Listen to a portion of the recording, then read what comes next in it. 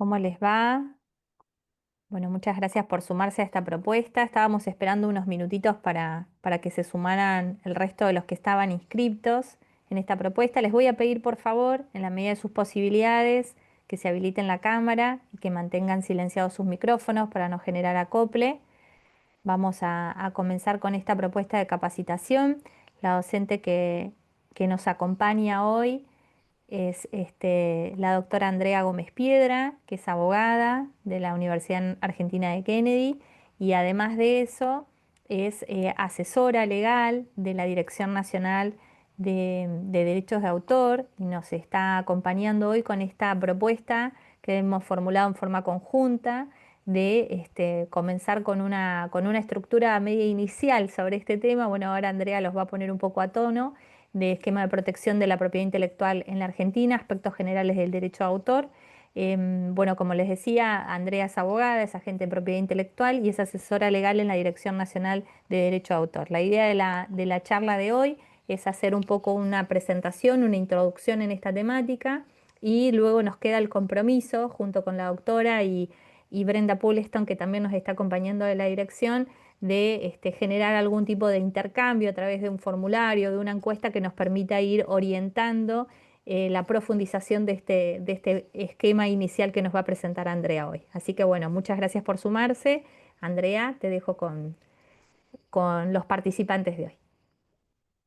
Muchísimas gracias, ante todo, muchísimas gracias a todos por llegar a este encuentro. Eh, bueno, como dijo Luciana, yo les voy a dar hoy todo lo que tiene que ver el esquema de protección legal acá en la Argentina de la propiedad intelectual y todo lo que tiene que ver con los aspectos generales del derecho de autor.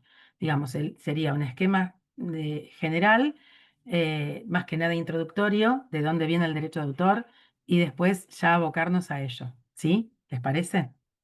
Bueno, yo lo que voy a hacer ahora va a ser compartir pantalla para empezar la charla de hoy.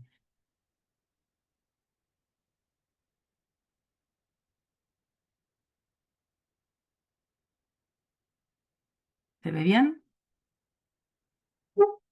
Perfecto. Bueno, bueno, perfecto. Bueno, entonces, justamente esto es el esquema de protección legal de la propiedad intelectual en Argentina, de dónde deriva el derecho de autor y vamos a empezar a dar sus aspectos generales. A ver, perdón, a ver. Tengo un problema de no poder pasar las filminas. A ver, aguarden un segundito. Disculpen esto.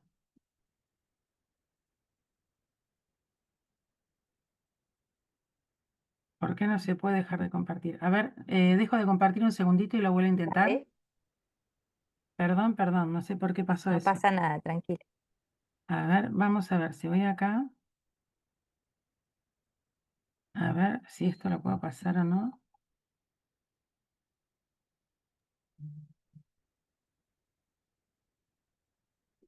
Ahí está. Ahora sí. Bueno, disculpen, ¿eh?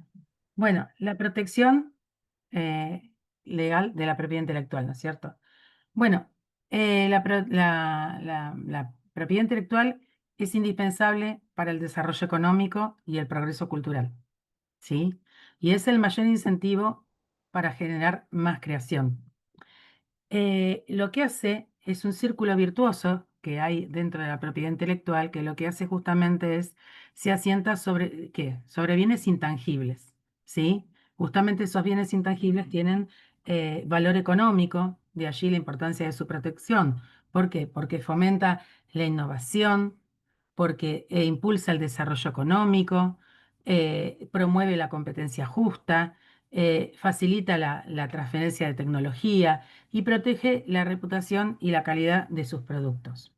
Entonces, en resumen, la propiedad intelectual es esencial para el fomento de la cultura de las ciencias de la educación, ya que incentiva la creatividad y protege los derechos de los creadores. ¿Sí? Eh, la propiedad intelectual, tenemos dos grandes ramas, que son el derecho de autor y los derechos conexos y la propiedad industrial. Dentro del derecho de autor, lo que se protegen son todas las obras literarias, artísticas, musicales, didácticas, mientras que dentro de la propiedad industrial podemos ver que se protegen las marcas, las patentes, los diseños industriales y los modelos de utilidad, y otros signos también que son distintivos.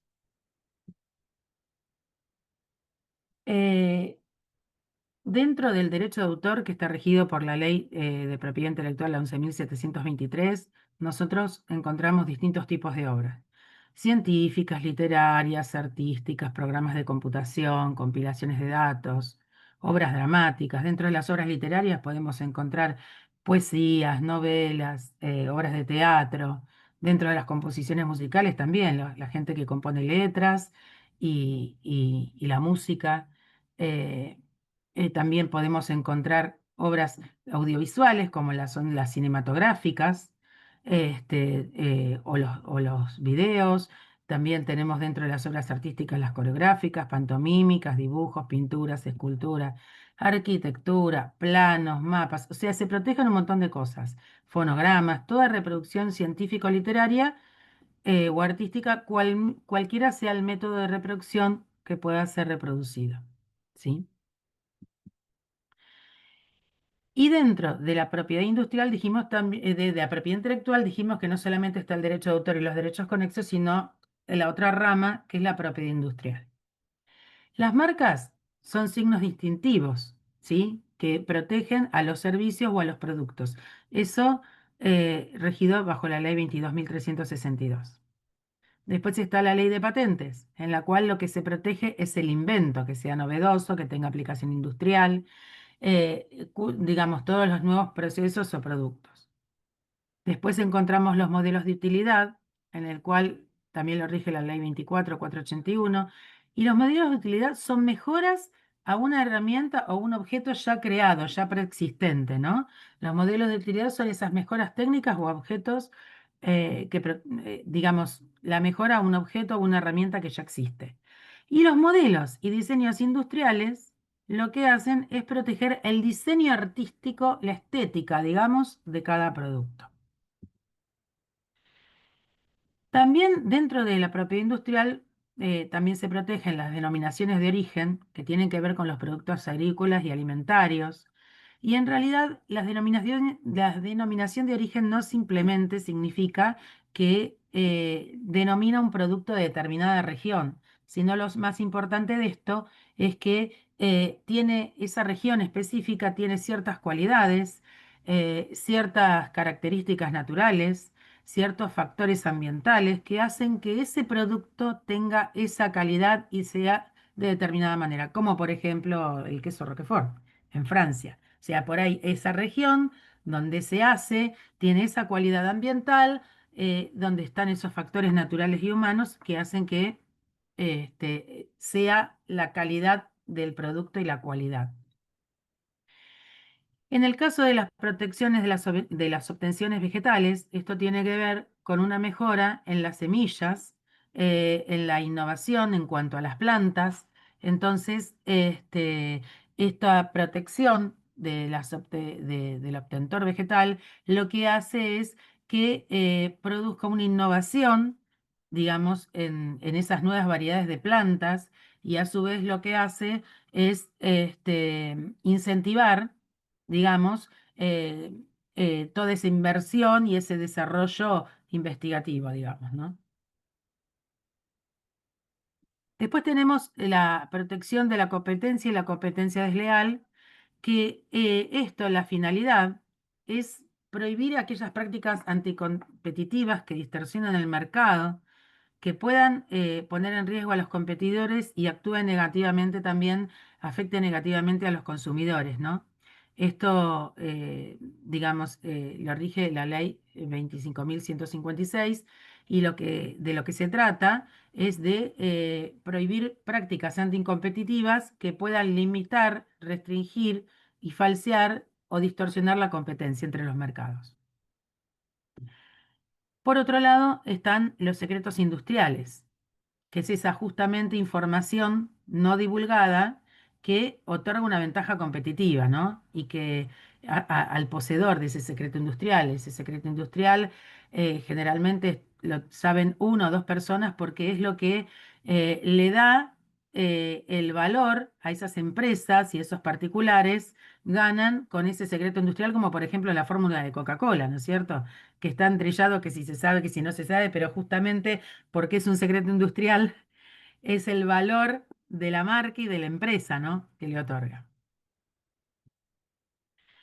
Bueno, y acá este es el esquema de la protección legal en Argentina, ¿no? Esta, digamos, en el caso de los derechos de autor y de la propiedad industrial, los dos dependen de Presidencia de la Nación. En el caso de los derechos de autor, nosotros dependemos del Ministerio de Justicia y Derechos Humanos. A su vez, si bien hay tres subsecretarías, nosotros dependemos de la Subsecretaría de Asuntos Registrales. Y ahí deriva el derecho de autor, digamos, está encuadrado ahí. En cambio, en el, digamos, en el INPI, que es el Instituto Nacional de la Propiedad Industrial, depende del Ministerio de Economía y actualmente recién la novedad es que se encuentra desconcentrado. Esto fue en estos días. Ahora ya directamente lo que vamos a hacer es abocarnos al derecho de autor, ¿sí? ¿Qué función tiene el derecho de autor?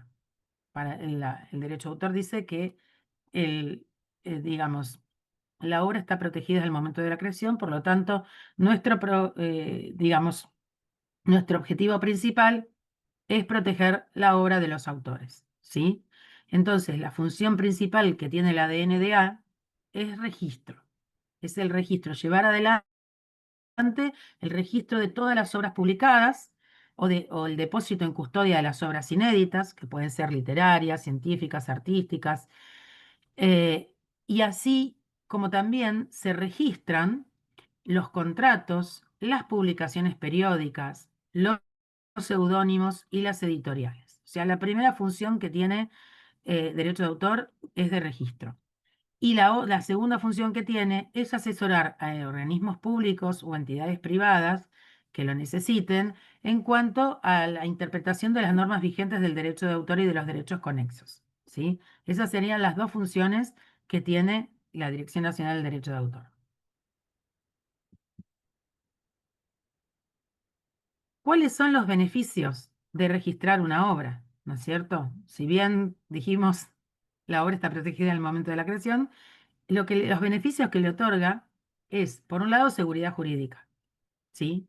Porque el hecho de que la obra sea registrada le da una fecha cierta, un número de expediente, y esa obra ya nosotros sabemos de su existencia con un título de la obra, con el contenido que se deposita o se registra en la DNDA, con el nombre del autor o del traductor, ¿sí? Eso por un lado. Por el otro lado, es una prueba más de autoría. Nosotros, desde el momento que viene un autor y se presenta en la mesa de entrada de la oficina o hace el trámite portal, le damos una presunción de autoría que otorga el Estado como una fecha cierta, ¿sí? Y una inscripción que admite prueba en contrario. Es decir, nuestro registro es declarativo, no constitutivo. Admite prueba en contrario, ¿sí? En el caso de las obras inéditas, nosotros ni siquiera vemos lo que se encuentra depositado en ese sobre, sino lo que hacemos es constatar, digamos, la formalidad del formulario, digamos, de que se encuentra el sobre con la obra y el formulario, y presumimos que es el autor de la obra, ¿sí? Prueba de autoría. Elementos de comparación. También la dirección produce, es un valioso auxiliar de la justicia en el caso, sobre todo de piratería y plagio. Si es necesario, el juzgado pide la obra y bueno, es un elemento, también actúa como elemento de comparación. También el otro beneficio es de protección de usuario de buena fe. O sea, se presume el autor de la obra, como dije antes, el que figura con el certificado de inscripción expedido por la Dirección Nacional de Derecho de Autor, salvo por el contrario. Y por último, también la publicidad de las obras y contratos registrados. No nos olvidemos que si hay una obra y si hay un contrato registrado, vale la posición a terceros. Y por otro lado, la publicidad de obras también es otra de las funciones, de los beneficios que tiene, porque cuando se registran las obras publicadas, una vez registrado, se envía la publicación del boletín oficial durante 30 días y ahí tienen, digamos, la posibilidad de oponerse terceros. Vencido ese plazo de los 30 días, ya la obra ya queda definitivamente. Bueno, eh, ¿cuál es la diferencia entre derecho de autor y derechos conexos? ¿Sí? Con el derecho de autor se utiliza para describir todos los derechos de los autores, justamente que tienen sobre sus obras literarias, artísticas.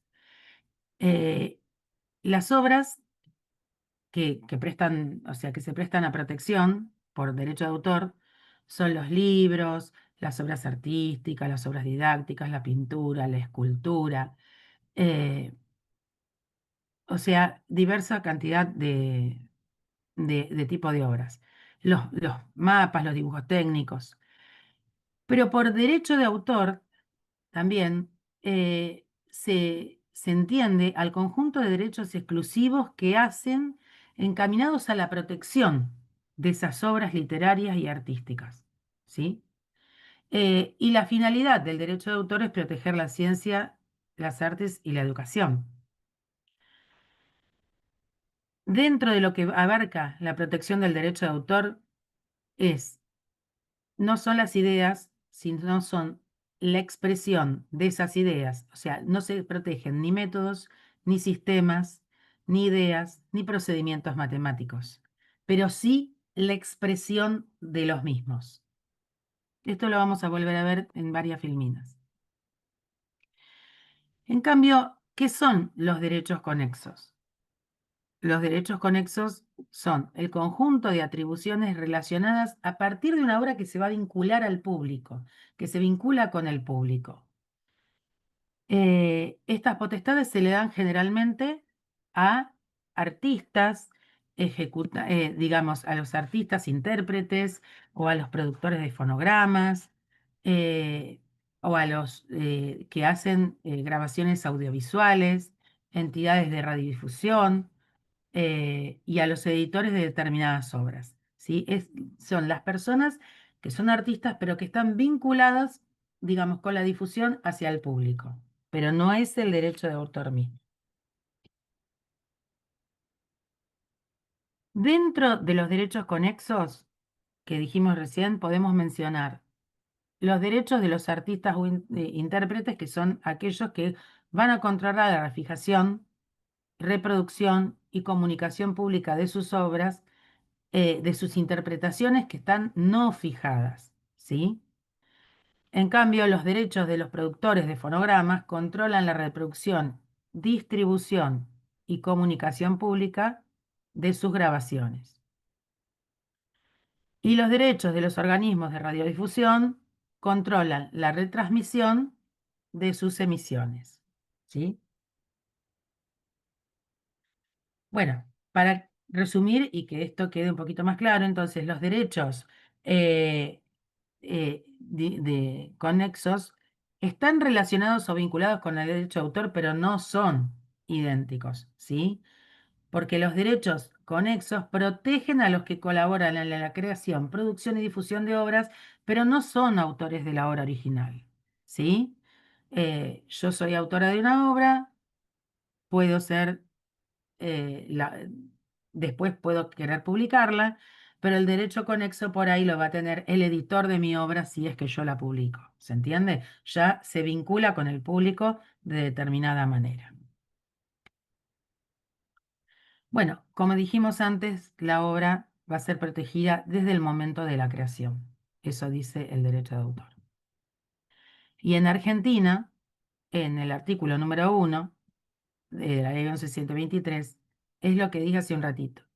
Va a abarcar la protección de las ideas, procedimientos, métodos de operación y conceptos matemáticos, pero no esas ideas, procedimientos, métodos y conceptos en sí. Es decir, ahora ya lo vamos a explicar en otras filminas por qué no se protegen las ideas y sí la expresión. ¿Sí?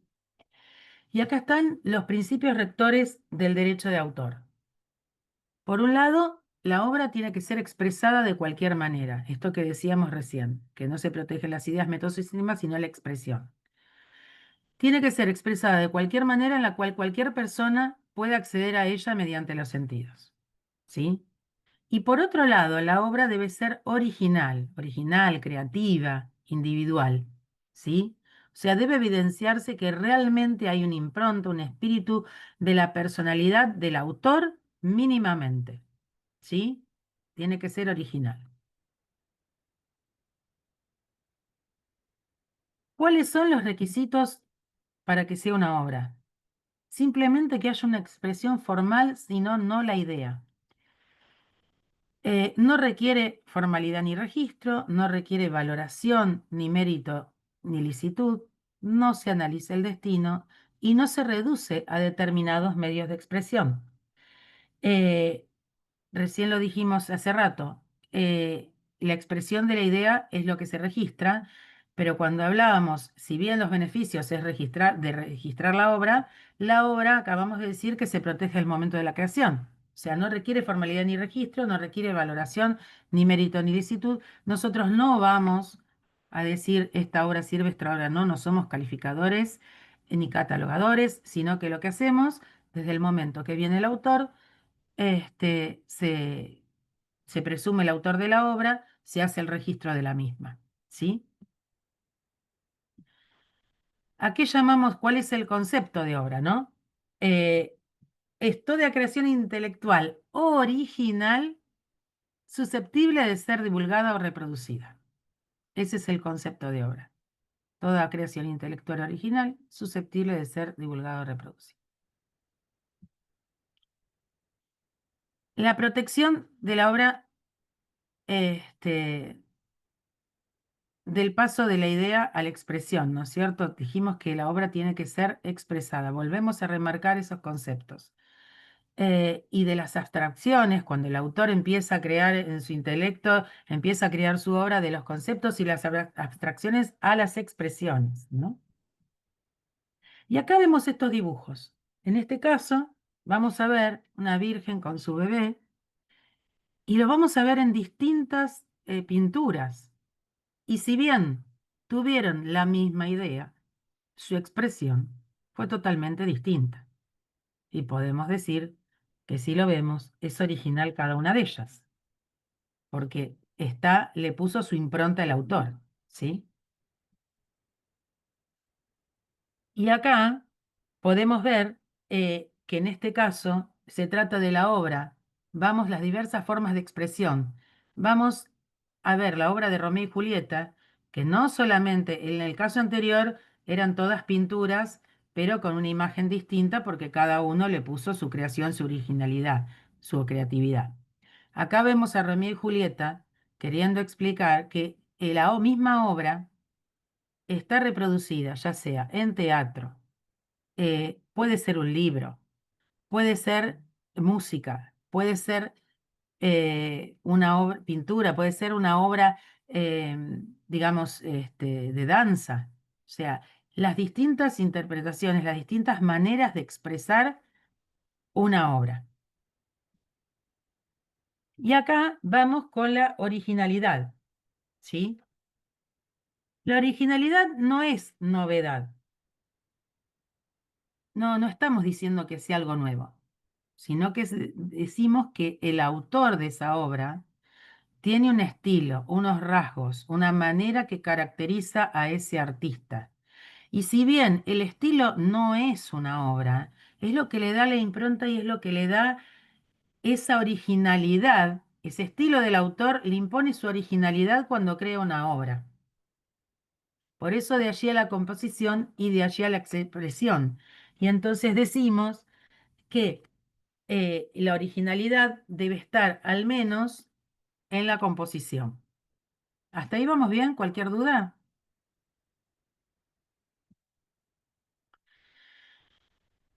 Originalidad.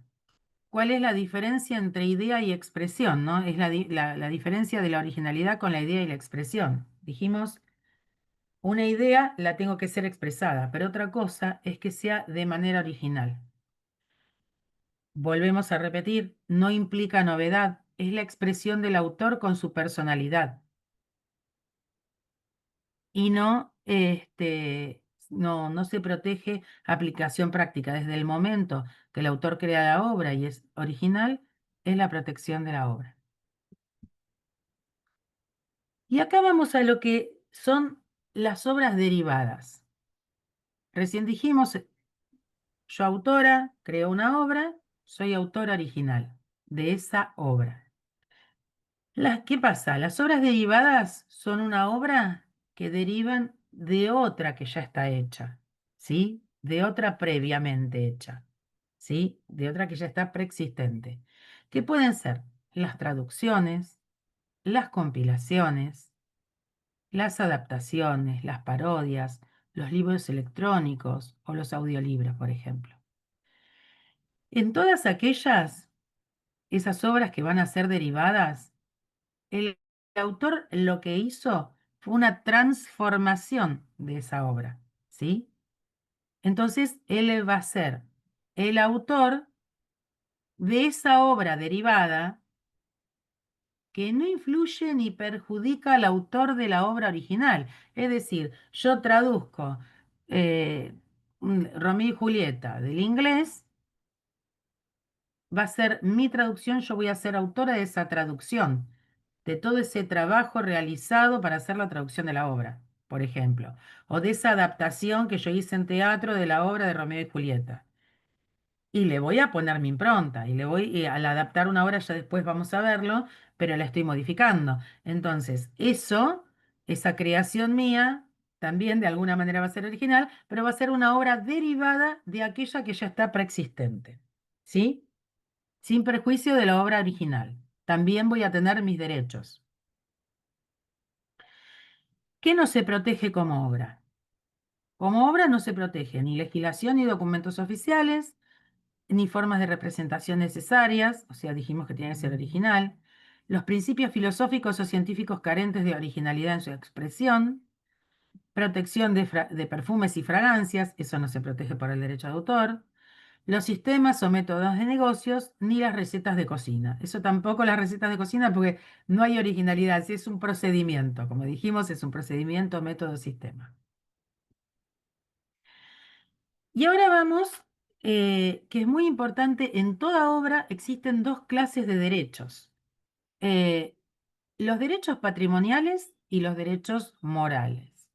Los derechos patrimoniales son los que están vinculados a la retribución económica, ¿no? Es decir, permiten a titulares de derechos percibir una retribución económica porque terceros utilicen sus obras.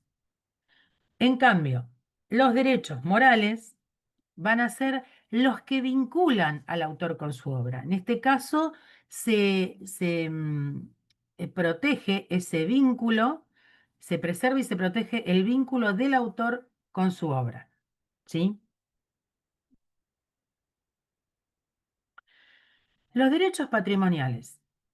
El ejercicio de un derecho no afecta el ejercicio de los demás, son independientes cada uno de los derechos patrimoniales. Es decir, si yo digamos, la reproducción de ejemplares, porque bueno, edité un libro y obviamente no es una edición propia, sino del autor, o sea, esos derechos patrimoniales que estoy cediendo de distribución de la obra en determinado lugar, por determinado tiempo, el titular decide en todo, digamos, eh, en toda propiedad, todo título de propiedad, su titular es el que va a decidir de qué manera lo autoriza, de qué manera el uso que le va a dar. Generalmente, cuando nosotros cedemos derechos, normalmente es a través de alguna licencia, pero lo importante es que el titular puede decidir cómo utilizar sus derechos,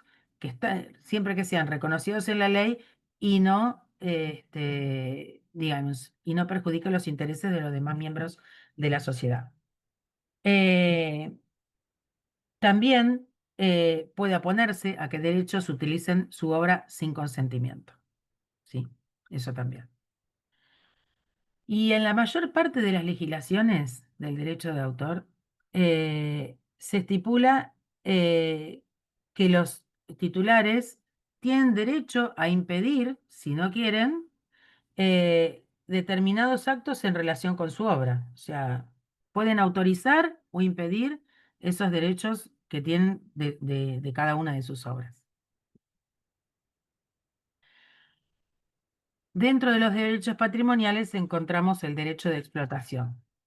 Y el autor es el único que puede explotar su obra de la manera que sea. ¿Sí? Eh, en especial dice que los derechos de reproducción, distribución, comunicación pública y transformación no podrán ser realizados sin su autorización. ¿Sí? Y acá vamos a ver una lista de derechos patrimoniales que están dentro del artículo 2 de la Ley 11.723, como el derecho a disposición, a publicación, a ejecución, a representación, exposición en público, enajenación, traducción y adaptación, comunicación pública y reproducción en cualquier forma. Son todos los derechos que están contemplados en el artículo 2 de la Ley 11.723. Y así como esto, también hay unos derechos reconocidos en tratados internacionales que no están en la Ley 11.723, que son el derecho de alquiler o arrendamiento, el de distribución y el de puesta a disposición.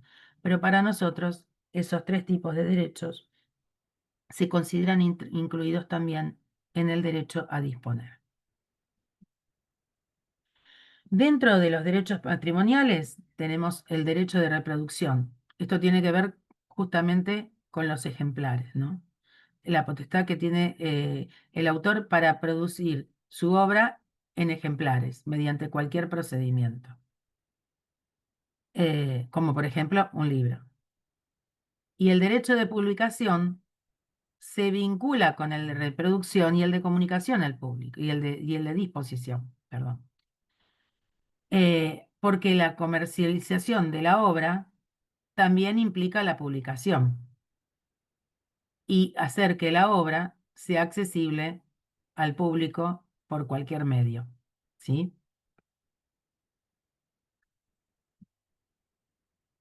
Otro de los derechos patrimoniales que encontramos es el derecho de distribución, eh, que faculta a establecer, digamos, el modo que uno lo dispone al público, ¿no? Digamos, la puesta a disposición al público de la obra.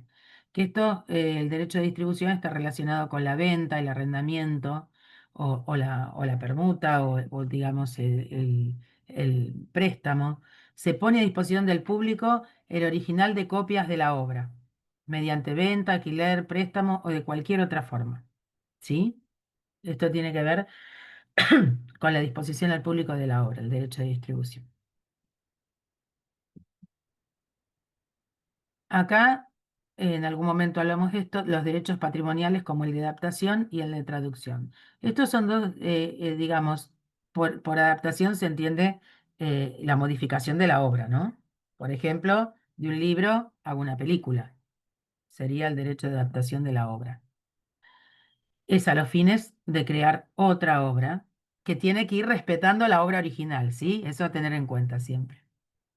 Y el derecho de traducción se entiende cuando expreso esa obra original, pero en otro idioma que el de la versión original, como hablamos antes. Es decir, este, quiero traducir Romeo y Julieta del inglés al castellano, y bueno, ese sería el derecho mío de traducción. En estos dos casos, traducción y adaptación, eh, el autor puede expresamente autorizar o prohibir digamos, la generación de esta obra derivada, porque son estas obras derivadas que son la adaptación y la traducción. Puede autorizar o prohibir, digamos, estas obras. Y la obra que sea resultante, es decir, la traducción o la adaptación que yo hago de esta obra original, estoy transformando esas obras, ¿sí? Porque la estoy adaptando o la estoy traduciendo. Entonces, yo voy a tener mis derechos como autora de la traducción o como autora de la adaptación, sin perjuicio de los derechos del autor original, porque obviamente si lo estoy haciendo es porque solicité autorización. Ya vamos a ver que siempre hay que pedir autorización, mientras las obras estén en dominio privado, Cuando hacemos una obra derivada, sí o sí hay que pedir autorización al autor original. Dentro de los derechos patrimoniales, también tenemos el de comunicación al público. ¿A qué nos referimos con esto? Es a la distribución de la señal. Cuando hablamos de comunicación al público, hablamos de la distribución de una señal, ya sea por medios alámbricos o inalámbricos. Eso tiene que ver también con la persona que va a recibir esa señal, que disponga de ese equipo necesario para decodificar la señal, como por ejemplo una transmisión por cable, ¿no? Pero también como comunicación al público se entiende cuando nosotros vamos a un recital. Cuando nosotros vamos a ver una representación, una obra una representación escénica, cuando estas ejecuciones que se producen, digamos, por ejemplo, en una plaza, voy, proyecto públicamente una obra cinematográfica, hago una exposición, emisiones por radiodifusión, representaciones escénicas, todo eso tiene que ver con el derecho de comunicación al público. Y también decimos que está relacionada esta comunicación al público siempre que se trate fuera del ámbito hogareño. ¿Sí? Bueno, dentro de los derechos patrimoniales también tenemos el derecho a puesta a disposición, que tiene, eso está relacionado con el usuario, en el sentido en que puede acceder a la obra en el momento que quiera y en el lugar que quiera, sin distribución de ejemplares. A eso va el derecho de puesta a disposición. Los miembros del público pueden acceder a estas obras desde el lugar y momento que cada uno elija. Hoy por hoy, eh, por ejemplo, tenemos en el cable, lo vemos, ¿no? Vemos la obra cuando queremos, aunque ya haya pasado, en el momento que queremos y lo elegimos. Después tenemos el derecho a interpretación o ejecución pública. ¿Sí? Acá es cuando el autor está autorizando a la interpretación o ejecución de una obra, ya sea en un teatro, ya sea en un concierto, ya sea en un recital. ¿Sí? Acá está, recién cuando veníamos comunicación al público, lo veíamos en un lugar público justamente, cuando se hace exhibición de algo, ya sea de una obra de teatro, se pasa a una obra de cine. Acá esto ya es un ámbito privado, pero cuando la obra teatral se realiza en un teatro o en una sala de conciertos, el autor es el que puede autorizar la interpretación o no de la ejecución de esa obra en directo, ¿sí? Y se tiene también por interpretación las grabaciones, esa grabación, ese fonograma, donde yo el fijo, gracias, y lo puedo escuchar gracias a un equipo de amplificación.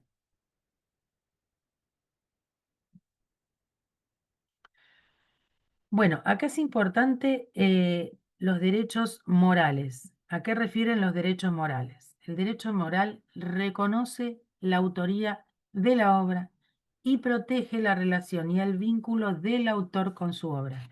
Esto es muy importante. Bueno, no pueden ser, estos derechos no pueden ser transferidos, no pueden ser embargados, no pueden ser renunciados y tampoco tienen limitación de tiempo. Y se conceden a los autores de las obras y en muchas legislaciones, aunque los derechos patrimoniales se puedan ceder, no se transfieren nunca los derechos morales, ¿sí? En Argentina, en la ley 11.723, los derechos morales siempre quedan en cabeza del autor, ¿sí? No se transfieren nunca, se protege el vínculo del autor con su obra. Estos derechos morales tienen características. Son inalienables, quiere decir que ese no se puede transferir, no se puede enajenar, no se puede transmitir. Es imprescriptible porque no prescribe con el transcurso del tiempo, siempre, como dije recién, va a estar en cabeza del autor.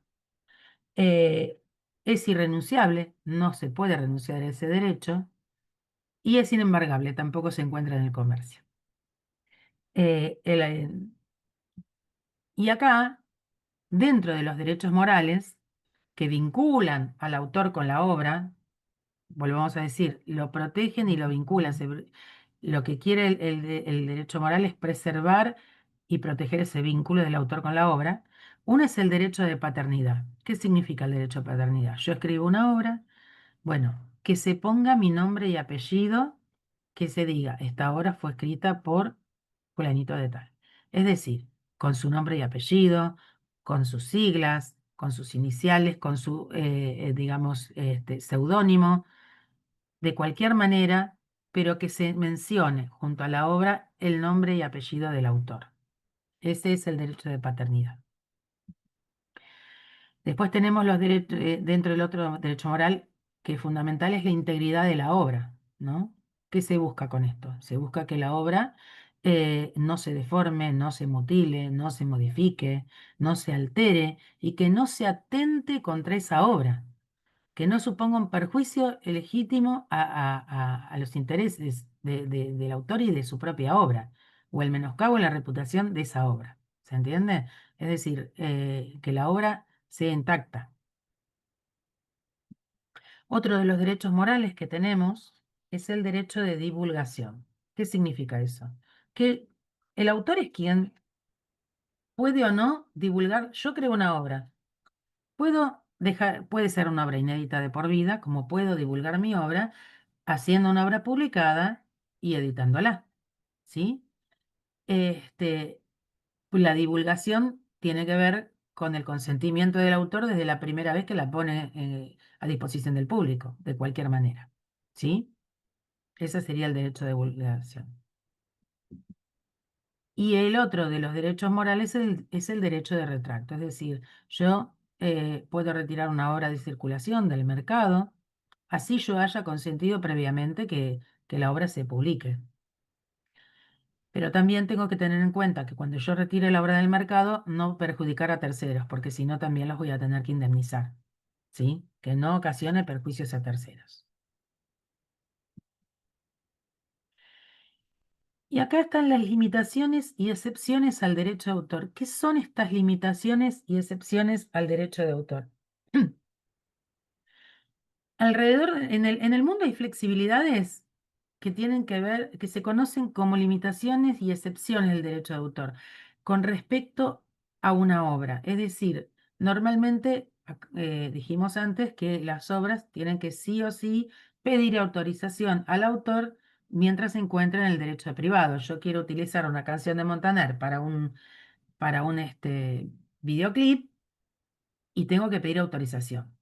Pero hay unas ciertas flexibilidades que las llaman limitaciones y excepciones al derecho de autor, que son que en ese caso, si bien esas obras están restringidas porque están dentro del dominio privado, eh, estas flexibilidades o estas limitaciones y excepciones al derecho de autor hacen que sin autorización expresa de los titulares de dichas obras yo pueda utilizarlas, ¿sí?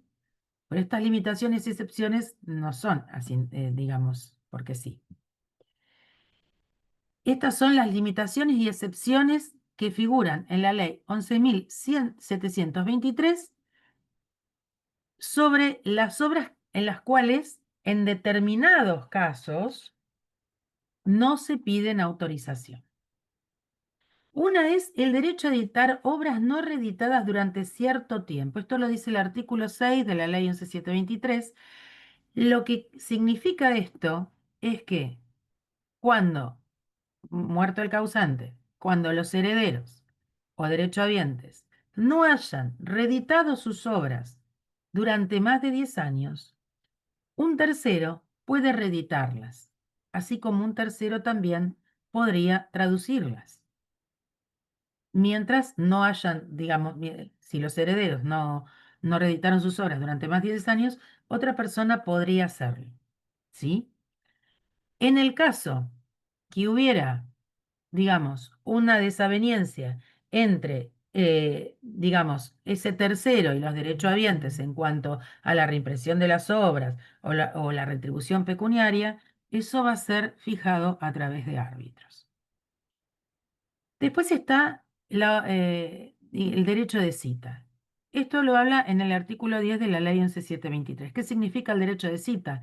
Que yo hago una obra y tengo un derecho de cita, quiere decir que puedo incluir notas, comentarios, que, digamos, hasta, hasta 1000 palabras yo puedo utilizar de un autor determinado.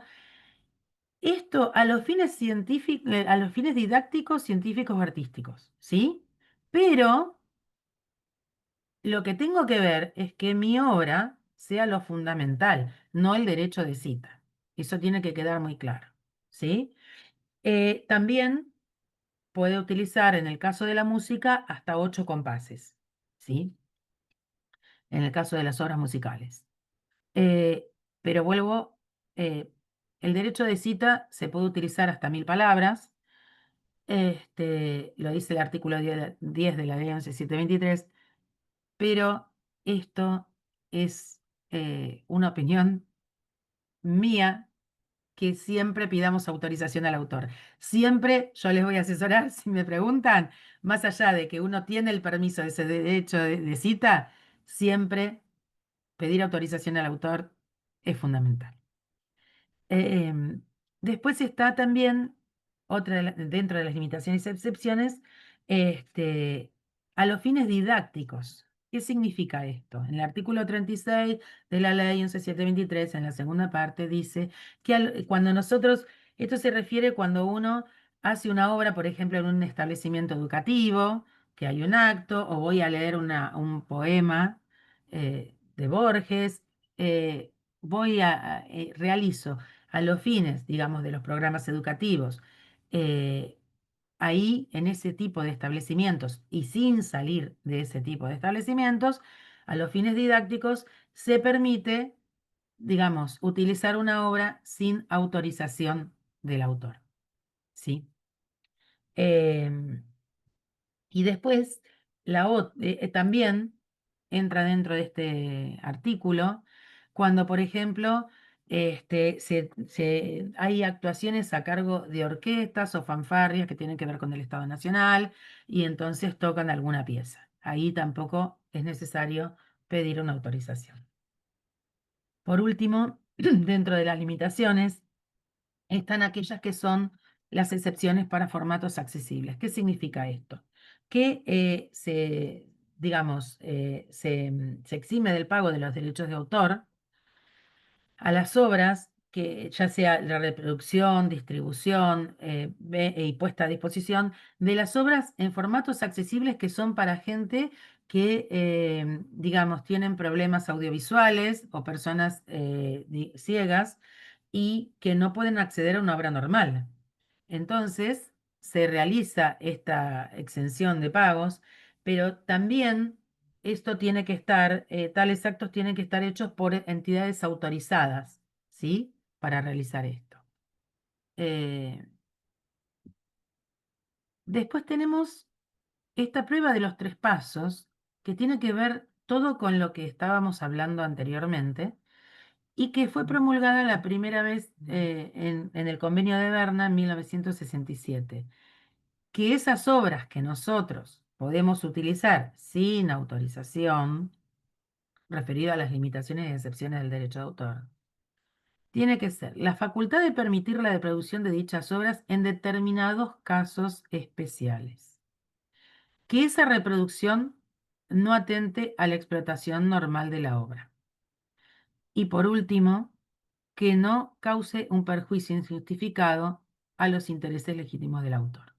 O sea, tienen que darse esas 3 condiciones que están relacionadas con estas excepciones y limitaciones del derecho de autor.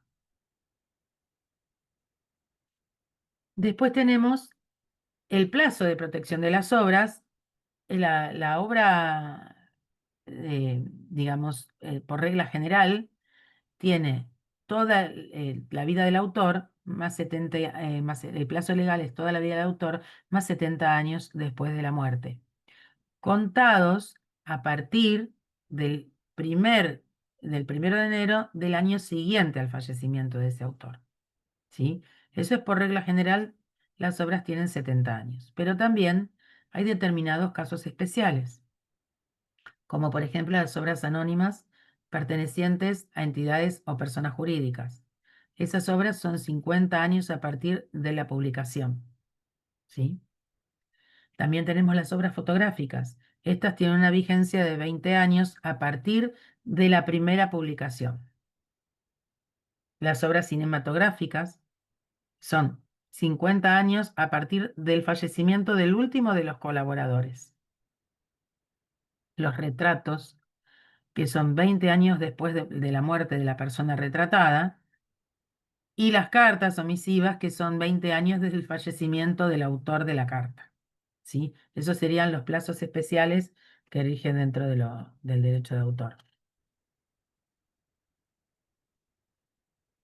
Por último, eh, acá vamos a ver lo que es el dominio público. O sea, la obra dijimos que cumple los 70, o sea, que es toda la vida del autor más los 70 años después de la muerte. Una vez vencido ese plazo, la obra va a entrar en lo que se llama dominio público. Acá en Argentina, en nuestro país, se conoce como dominio público pagante. ¿Por qué? Porque en realidad, si bien nosotros ya sin autorización podemos utilizar una obra de determinado autor, en realidad hay que pagar un canon al Fondo Nacional de las Artes. O sea, este dominio público alcanza todas las obras que son protegidas por el derecho de autor, comprendidas en el artículo 1 de la Ley 11.723, eh, y ya sea por disposición legal expresa o por el vencimiento de los plazos legales, eh, ya ahí cae en dominio público la obra. Bueno, esto es a rasgos generales, más o menos los aspectos generales y fundamentales del derecho de autor, ¿sí? Que nos rigen acá por la ley 11.723. No sé si ustedes quieren preguntar algo, tienen alguna duda. Hola, yo tengo una consulta. Sí. Cuando hablaste de los plazos de protección, mencionaste el plazo de 50 años para obras anónimas pertenecientes a personas jurídicas o algo así. Eh, Anónimas o ya sea entidades jurídicas, entidades o personas jurídicas, sí.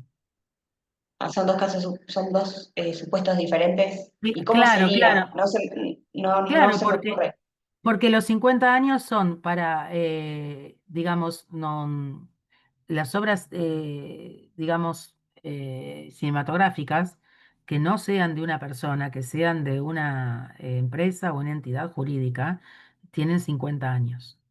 Eso es lo que digo. No sé si se entiende. Obras anónimas son 50 años, que no se sabe quién las hizo, ¿sí?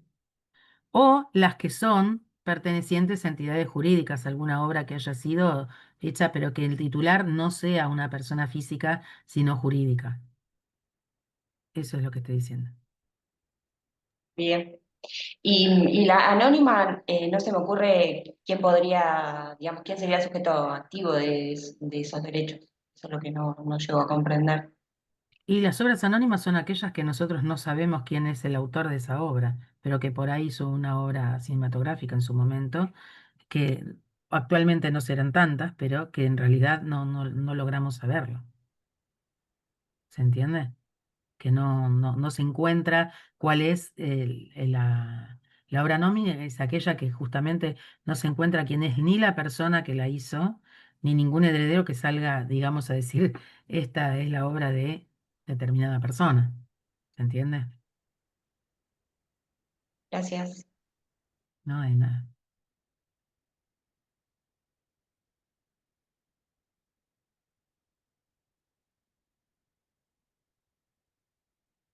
Hola, buenas tardes. Sí, ¿qué tal? ¿Qué tal, Andrea y todos? Hola, Antonella, ¿cómo estás? Eh, bien, estaba pensando cuando hablabas del derecho de integridad de la obra. ¿Qué Mm. sucede con la inteligencia artificial? En este caso, cuando se modifica sea una, no sé, una pintura o... El derecho de integridad, o sea, nosotros hasta ahora es un tema bastante trillado todo lo que es nuevo con inteligencia artificial, ¿no es así? Porque en realidad el autor para nosotros siempre fue una persona física. Hoy por hoy para nosotros no existe un autor que sea únicamente la inteligencia artificial. Hasta ahora no hay fallos de eso. Lo que sí podría ser, porque coautor de alguna manera, porque en realidad soy yo la que programo con esos prompts que les doy a la inteligencia artificial para que haga determinada cosa. Las instrucciones se las da una persona humana. Hasta ahora, para nosotros, el autor siempre había sido una persona humana. No digo que ahora no hay obras que hagan la inteligencia artificial, pero no se la reconoce como autora la inteligencia artificial. Actualmente todavía no.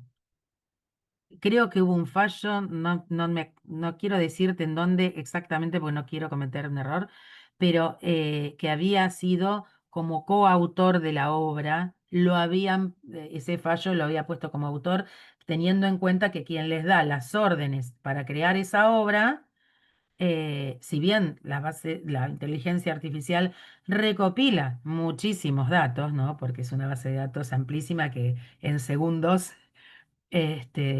vos le das unas órdenes y hace determinadas cosas, este, no se la reconoce como autora absoluta de esa obra. Pero la integridad de la obra nos referimos a que si yo voy a hacer, no importa si está en el derecho público o no, pero si yo voy a hacer una obra, qué sé yo, quiero pedir, quiero adaptar algo, por ejemplo, yo la integridad de la obra, respetar, esta obra fue de determinado autor, no sé, Romeo y Julieta fue de Shakespeare, o no sé, eh, determinada obra yo la tengo que respetar el nombre y apellido o las iniciales. El vínculo para nosotros, por lo menos en la legislación argentina, son muy importantes los derechos morales, porque son los que quedan vinculados al autor, quedan en cabeza del autor, y esto se va a ver en distintas cosas, no solamente obras literarias, bases, digamos, programas informáticos. O sea, se va a ver, el autor de la obra tiene ese vínculo, es decir, ese es el derecho moral que eso queda en cabeza del autor, que es lo que quise explicar antes, y no, y eso no se cede. Eh, no se cede, no va con el transcurso del tiempo, no son transferibles. Realmente, en caso de la integridad de la obra, es que no se mutile. En el caso de la paternidad es que se fije el nombre y apellido. En el caso de la integridad es que la obra digamos, no se deforme de alguna manera, ¿sí? Porque estarías perjudicando, digamos, los intereses legítimos del autor y de la obra misma digamos, y de la calidad de esa obra, ¿no? Que fue creada por ese autor.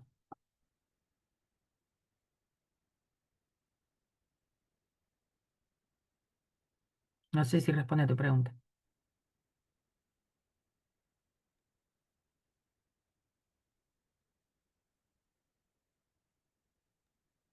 Claro, sí, sí, sí, sería una forma más de modificar la obra, en realidad. Con la inteligencia, ¿decís? Claro, sí, sí, sí, porque claro, sí. Se me presentó ahí esa idea Claro, sí, ahora mientras es hablaba de bastante ustedes. trillado ese tema de la inteligencia artificial Sí, porque claro. es muy nuevo y no nos olvidemos que esta legislación, la 11723, viene del año de 1933 con sus bastantes modificaciones y sus parches y todo lo que se le fue agregando, porque obviamente eh, la tecnología y los avances han sido muchísimos, ¿no? Entonces, pero bueno, está tratando de cubrir todo lo más posible, pero la tecnología avanza mucho más rápido que la legislación en sí.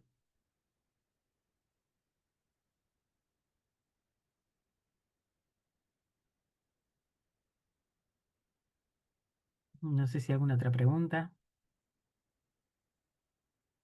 Pareciera que no. Yo te consulto, perdón, Soledad, Sí, sí, Hola, sí, buenas sí. tardes. Buenas Yo te tardes. consulto en relación a lo que, bueno, a las modificaciones que recién mencionaba sobre la ley en relación a todo lo que se suscitó con el dictado del decreto 765, con el tema de los cobros y de los conceptos que se facturan. Si tenés conocimiento de precedentes jurisprudenciales relevantes, Lo que pasa O, que en este momento ese es un tema muy, disculpame, es un tema como muy trillado para hablarlo porque tiene que ver con todo esto de la sociedad de gestión colectiva, que en este momento hay que ser muy cautelosos con eso, si bien ok. están muy, ¿cómo te puedo explicar? Eh, Muy candentes esos temas en Ujú, este momento. Em, y si bien tenemos expedientes que entran a la oficina respecto de eso, tiene que ver eso más con otro tema que es la sociedad de gestión colectiva. No porque no viniera solamente digamos, a la capacitación en sí, sino por un respeto en la oficina, en todo lo que se está trabajando con esos temas, porque están perfecto. bastante candentes. Perdón, me había muteado. Gracias, igual No, sí, comprendo. no, no, por favor, no, no, es que están, digamos, viniendo muchos expedientes con respecto a eso, dictámenes, oficios. Es terrible lo que hay, no digo que no. Sí, no, no, Eh, por eso Lo pregunto, que pasa perdón, que pero es un tema por justamente ahí. es un tema que evitamos por ahora, Ok, digamos, por perfecto. una normativa de la Dirección Nacional, evitamos tocar esos temas por ahora porque son unos temas, eh, diría que no solamente tiene que ver con el derecho de autor, en este momento tiene que ver con una connotación política, que en este momento nosotros no podemos abocarnos a eso ni tocar ese tema. eh, Ah, ok. en Yo igual no era con esa connotación, sino No, no, no, pero viste, nosotros desde las tenemos que tener, definiciones y lo comprendo perfectamente. no, tenemos que tener nuestro cierto cuidado porque de alguna manera en estas capacitaciones también somos la imagen de la Dirección Nacional y bueno, Ujú, estos temas no, por ahora no, perfecto. Ok, no los estamos tocando. gracias. No, de nada. Bueno, si nadie más tiene alguna duda o consulta para trasladarle a la doctora, igual vamos a quedar en contacto, Andrea, y bueno, Brenda también que estabas ahí conectada, Sí, sí, para poder trabajar en alguna propuesta más específica para la segunda mitad del año en función de lo que vaya surgiendo. sí, sí, obviamente, sí, no hay ningún problema, estamos para eso. Muy bien. Así que si Bueno, tienen alguna doctora, duda, alguna que se tiene que ir. inquietud, algo que quieran después, también nos lo pueden plantear, que ya sea a través de unos formularios o por consultas, por mail. Vamos a quedar el canal abierto para que puedan hacerlas. Muy bien. Bueno, muchísimas gracias, Andrea. Muchas gracias a todos y bueno, y quedamos en contacto para la segunda mitad del año. Bueno, muchísimas gracias a todos los Gracias, que buenas nos han tardes. llegado. Buenas tardes. Adiós, hasta.